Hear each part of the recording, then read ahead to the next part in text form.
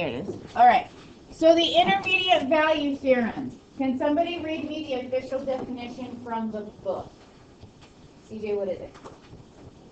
It said if f is continuous for just like a and b, and k is any number between f of a and f of b, then there is at least one such number that is at f of c equals k.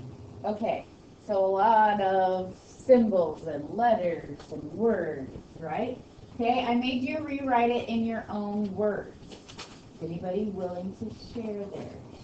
What did you write today? I said it pretty much meant that there's a function that goes through 2 points, and then there's a point in the middle that it's like a function. Like the function includes the constant. Okay, so if you have two coordinates that are different, right, different y values, important thing, continuous function, right? We're going to have all the y values in between. That's basically what you said. Okay? Anybody else have a different way of putting it? If they would like to share? Okay? So basically, we have continuity, and because of that continuity, we're guaranteed to hit all of the y values in between the 2 points that they give us. Okay? This is frozen.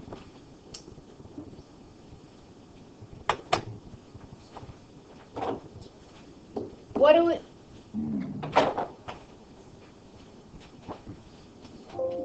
You know, I wish that when I plugged this in, like it would just go back to the same settings that I had the last time, but it doesn't. So what do we know about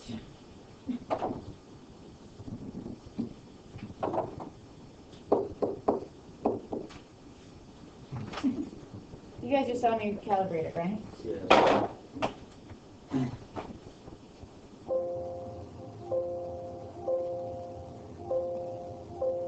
You're watching the video, just fast forward until I start driving.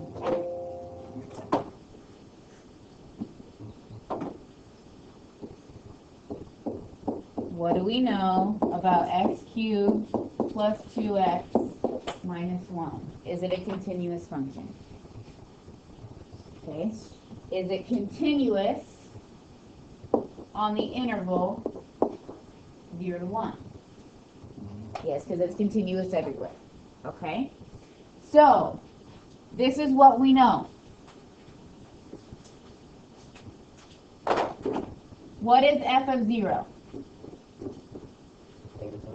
Negative 1. What is f of 1? Is 1? 2. Okay. So the intermediate value theorem says that there must be a value c that is between 0 and 1, where what's guaranteed to happen between 0 and 1? If f of 0 is at negative 1 and f of 1 is at 2, what's it guaranteed to hit? Okay, specifically 0, right? All the numbers in between, but we know for sure that there is going to be a 0. Okay? Because 0 is in between negative 1 and 2. Okay? That's kind of what 87 was asking. How do you know if there's a 0? Well, if you can show that at one point we're above the x-axis, one point we're below the x-axis, with continuity, it's going to have to hit the x-axis. Okay? Let's go back to your worksheet. Real life examples. What do you think of?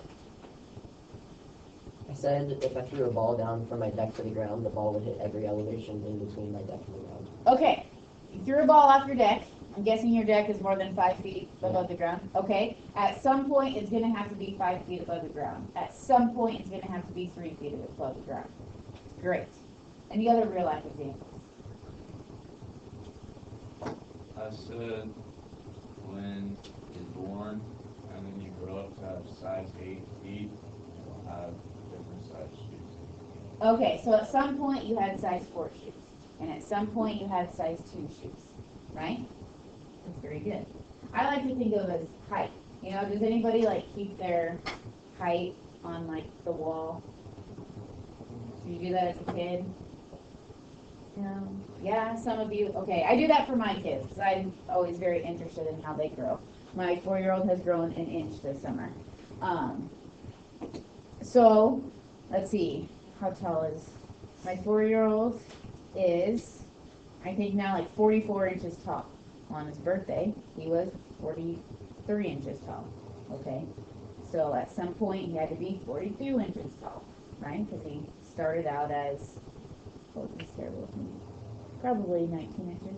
Okay. All right, good. So the first, on your gold sheet, there's like 2 different page numbers. The first page number, those are the intermediate values theorem homework problems. Okay. So you have those for this weekend, long weekend. Woo. You're excited. I'm excited. The next chunk of problems deal with infinite limits to infinity and beyond.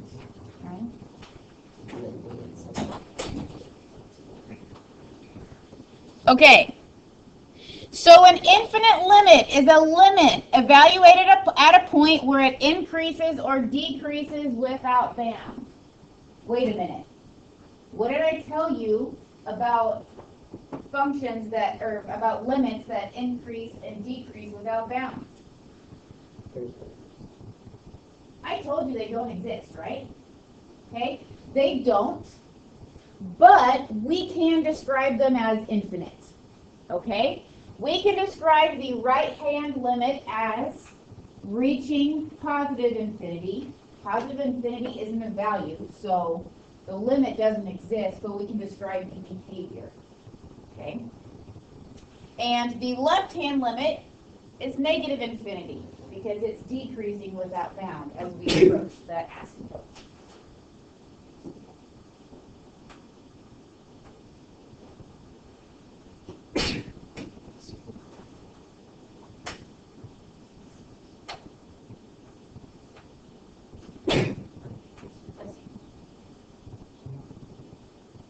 Okay, so no longer will you put does not exist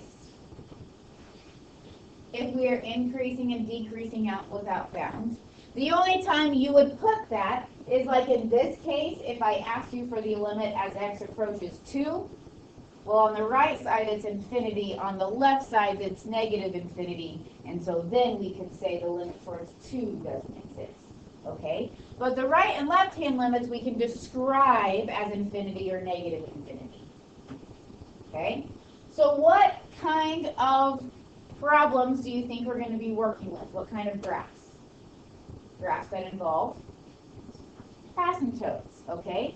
Do you think it's an important skill to look to identify where asymptotes are? Yes. Michael, do you have a... Isn't it part one of those supposed to be changed? Saying both are coming from the left. No. This one Oh, it's has... saying, never mind, I see it. It's saying as it's going up. This one is a positive. Unfortunately, my screen gets like squished a little bit, like it gets stretched, and so the font gets a little bit weird, and so that plus got like, It looks this, right? yeah. Is that better for everyone? Is anyone else having that issue? Okay. Probably way in the back, it's harder to see. Okay. So the first skill we need to work on is identifying asymptotes. Okay? Write down these 3 equations. We are going to identify their asymptotes.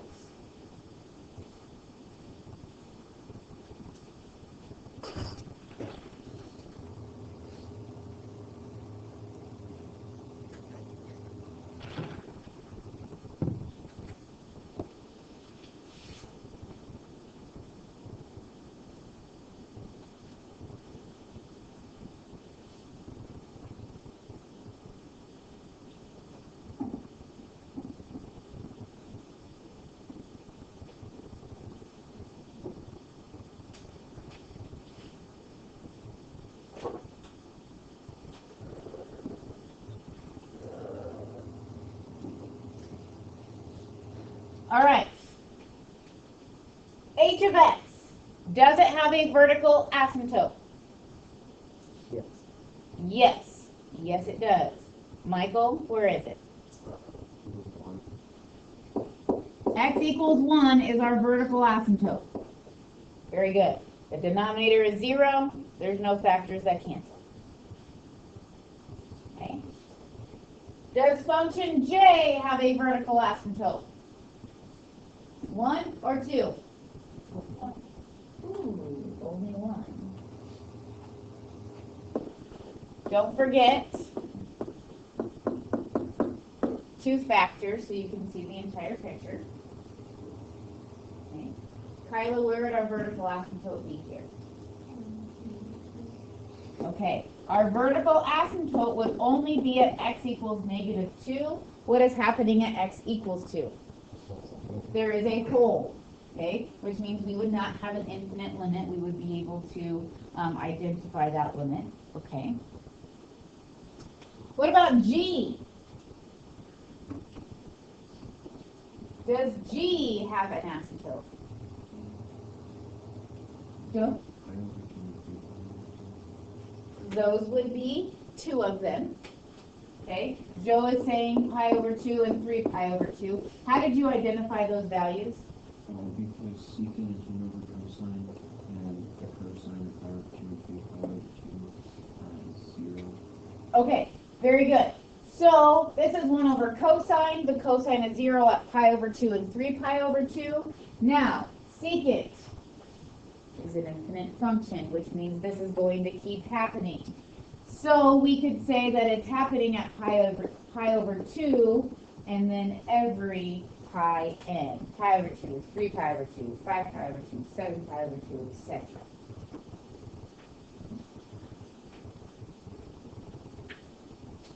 All right. So, without a graph, okay, let's be honest with ourselves. Graphing a rational function, even like h, are they quick?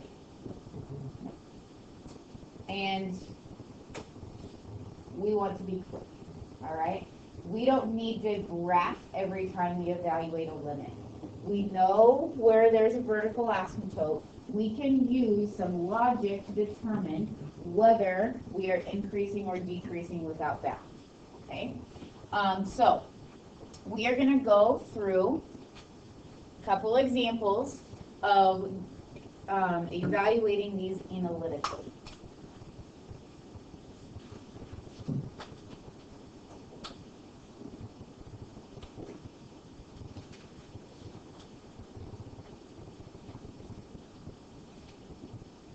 Okay. We have a vertical asymptote where? X equals 1 is our vertical asymptote.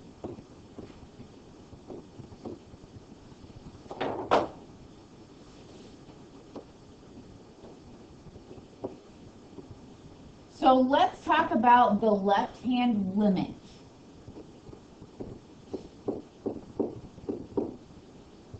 Okay.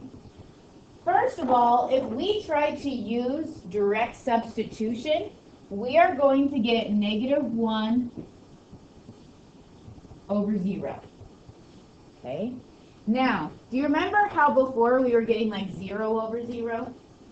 Okay, when we get 0 over 0, that means there's something algebraically we can do to manipulate and cancel to be able to evaluate the limit. When we're getting a number over 0, that probably means we have a limit that doesn't exist. Now, we know that there's a vertical asymptote here, so we can figure out how to describe this limit that does not exist. Is it increasing towards the asymptote, or is it decreasing towards the asymptote? Okay. So let's think about this. Remember, this is a limit, so we are approaching -1 over 0. Okay. If we are coming from the left side, what kind of numbers would we have in our denominator? If we're coming from the left side of 1, x minus 1 would give us what kind of numbers? They would give us negative numbers, right? 0 minus 1, 1/2 minus 1, 3/4 minus 1. As we get closer, those are all negative numbers.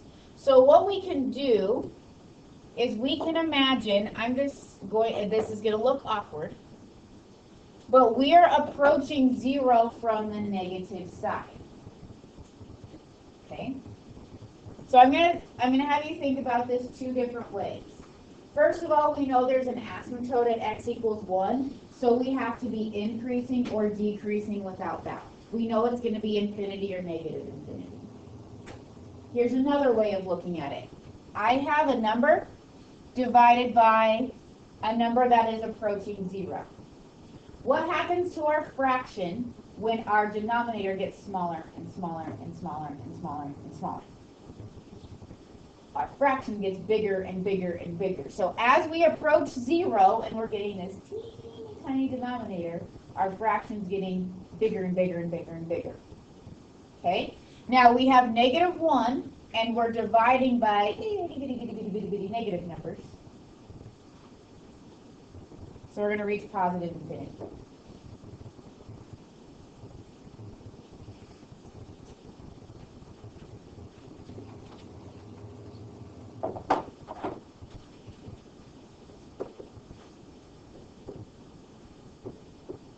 Let's talk about the right-hand limit. Okay. If we use direct substitution, once again, we're getting -1 over 0. Okay, that's fine. We know we're approaching the right side of an asymptote, so this is going to increase or decrease without bound. Now, to the right of 1, if we plug in numbers to x minus 1, what kind of numbers would we get as we approach 1 from the right?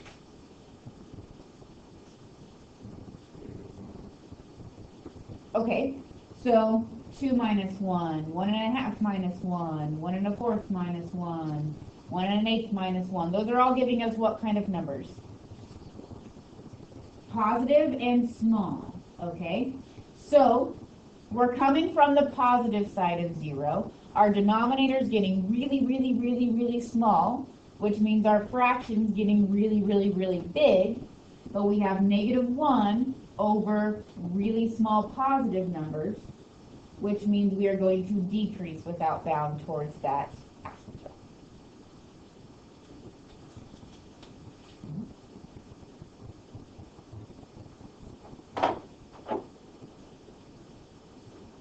Okay. Now, I know there's no such thing as a -0 and a +0, and you know that, but I put those there to help us logically decide what is happening to our fraction. We are approaching 0 from the negative side. We are approaching 0 from the positive side. That way it can help us decide. Now, if I ask you for the limit as x approaches 1, what would you tell me?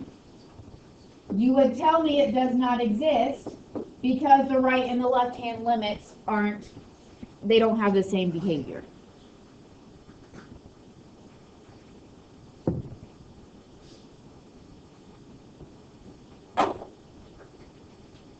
That's fun.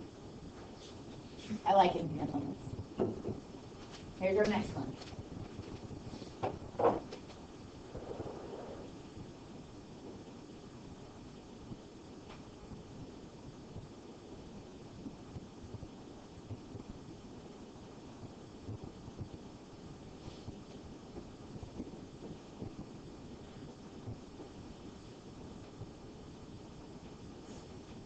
All right, what's happening at x equals 1? Graphically, what's happening? Yes. Okay. Now that we are adding in this element of infinite limits, you really need to take into account where the vertical asymptote is and if that's where we're taking our limit at. If I give you the limit as x approaches 0, you use direct substitution and game over, right? We really need to think about, is there a vertical asymptote and is that where my limit is before you go through this, okay? So I'm asking you for the right and left hand side limits of 1. Let's start with the left hand side. So 1 over x minus 1 squared. All right, direct substitution. We get 1 over 0.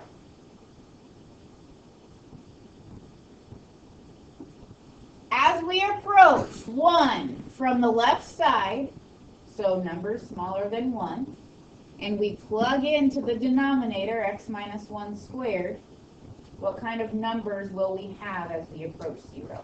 Positive or negative? I'm hearing two different answers. What happens when we square a number? Positive. Positive no matter what. So even though x minus 1 would, yes, be negative, it's going to be squared, and so we have positive numbers. Okay? So we have 1 over, we are approaching 0 with positive numbers. So as we approach 1 from the left, our denominator is getting really, really, really, really, really, really small. Fraction is getting really, really, really, really big. So towards the asymptote, we are increasing without balance.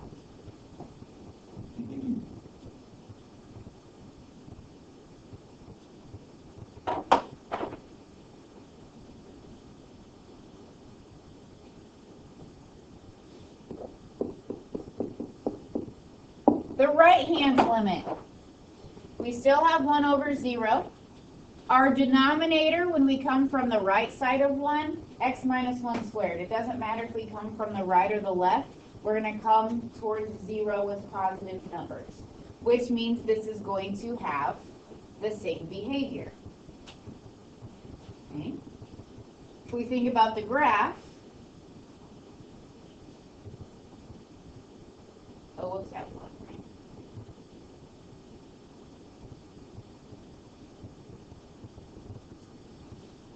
The graph looks like this right here.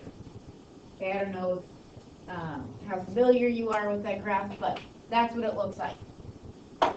So if I did ask you for the limit as x approaches 1, after finding the right and left hand limits, you could tell me that the limit towards 1 is infinity, because both sides of the asymptote are increasing without bounds.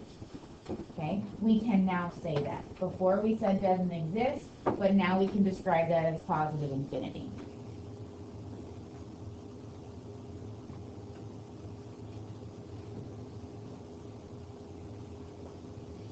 One more fun one. And we have a graphical one.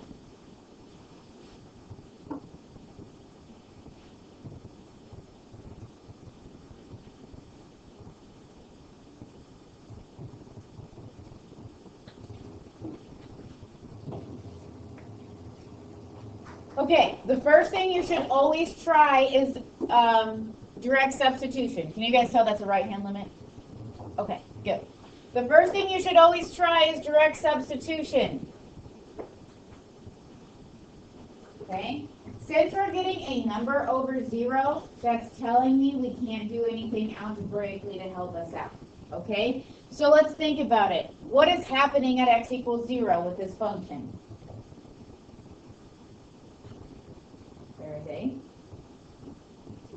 There is an asymptote. It's making our denominator 0. There's an asymptote.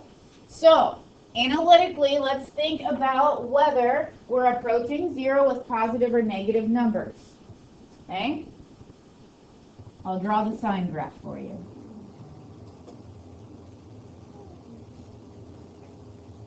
There's the sign graph. Here is 0.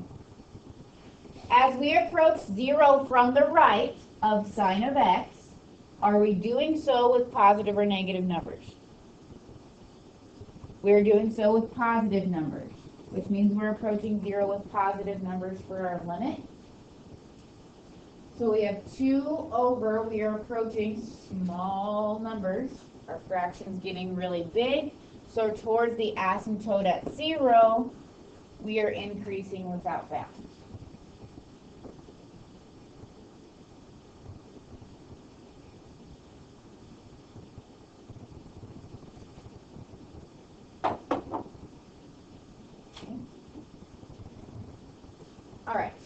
Are there any questions on the analytical part of those? They feel a little awkward. You're going to have to get used to them, which means your homework is important. Now, there are some properties of infinite limits that I would like you to write down. Okay? So I'm just going to take a minute. If you don't want to write these down, I will tell you that they can be found on page 87 in your book. Okay? But I'll give about 2 minutes if you want to write these down, and then we'll kind of talk about them, okay?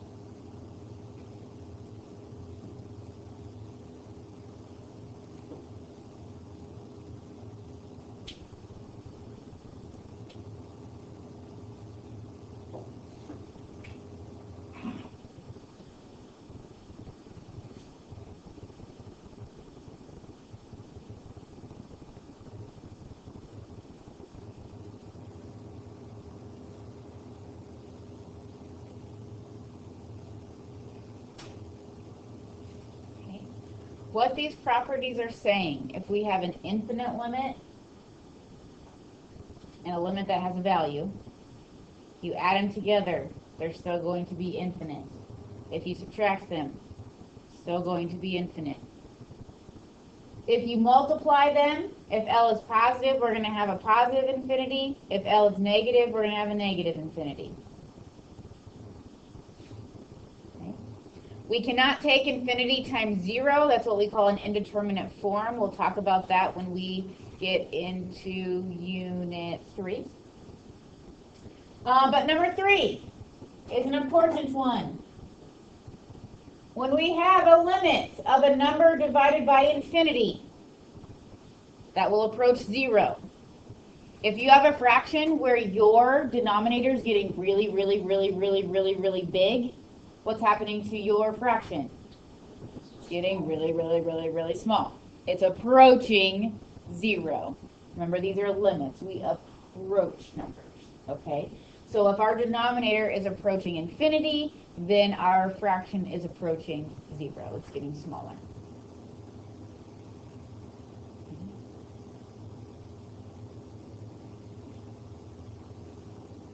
Okay. We're going to go out of our comfort zone a little bit. Okay. On the next slide, there are 2 graphs. And I want you to roughly sketch them in your notes so that at least you can go back and look at the example for the limits that we're going to evaluate. Okay.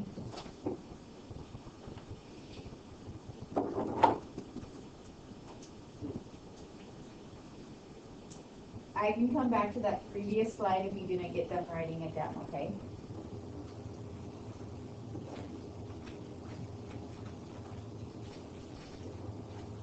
Biggest thing here, make sure you get like the turns and the x-intercepts. Okay.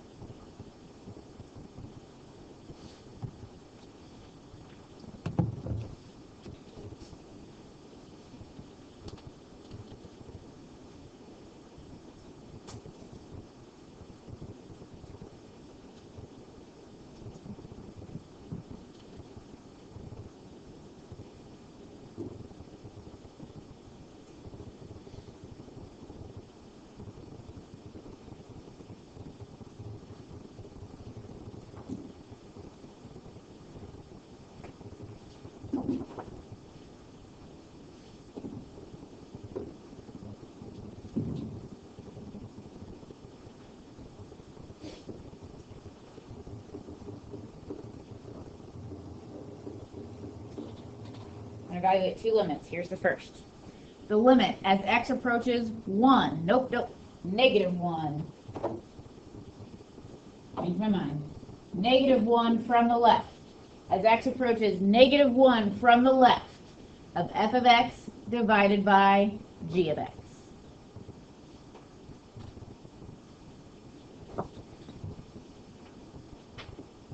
Okay?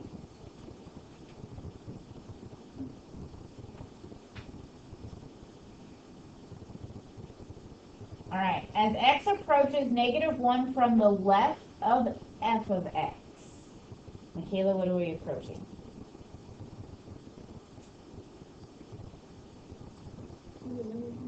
-1. Over. The limit as x approaches -1 from the left of g of x. Henry, what is that approaching? Oh no, -1 over 0, it doesn't exist, right?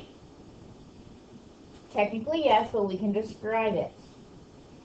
Henry, as x is approaching -1 from the left of g, you said it was approaching 0, right? Is it doing so with positive or negative numbers?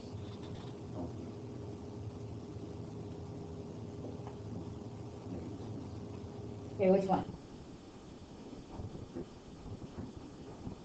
Okay, so from the left, we're approaching 0. Are we above or below the axis? Okay, we are underneath the axis, right? Hey, yeah, figured out, right?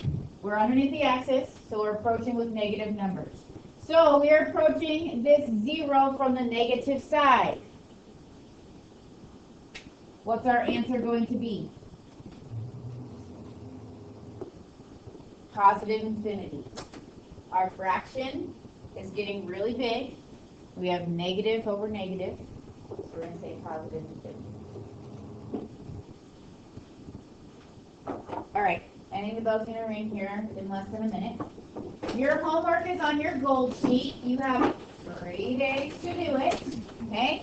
Please keep in mind that we will have a quiz on Thursday, so we will learn limits at infinity on Tuesday, have a review Wednesday, and our second limits quiz will be Thursday, and then the following week is our test, okay?